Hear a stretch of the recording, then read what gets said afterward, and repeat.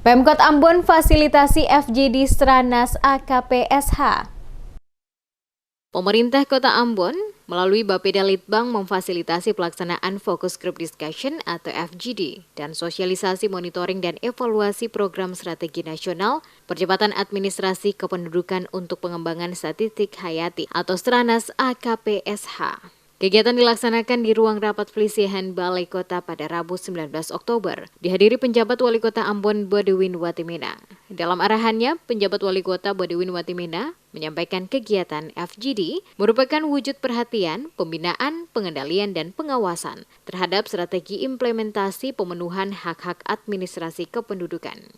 Diharapkan keterlibatan semua pihak pemangku kepentingan lintas sektor berkontribusi melahirkan inovasi baru untuk program kegiatan dan penanganan yang tepat sasaran bagi pemenuhan hak-hak kependudukan secara benar, jujur, dan akurat. Diakui, kegiatan FGD bermanfaat membantu Pemkot dalam menyediakan satu data dari masyarakat. Dalam hal ini berhubungan dengan data administrasi kependudukan sehingga mempermudah dalam pemenuhan kewajiban. Watimena berharap melalui kegiatan ini, Pemkot mendapat bimbingan dan arahan guna menyelesaikan persoalan terkait dengan informasi satu data yang sampai saat ini masih menjadi permasalahan di kota ini.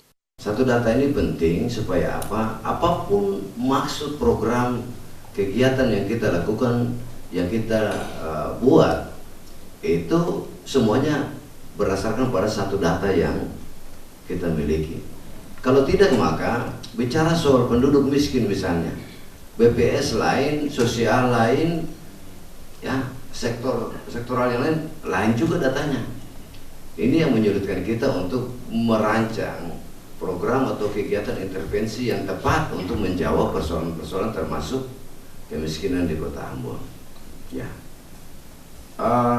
pemerintah kota juga sementara berupaya untuk mengintegrasikan seluruh data di dalam sebuah program atau aplikasi pemerintah Kota Ambon yang disebut dengan Ambon Satu Akses.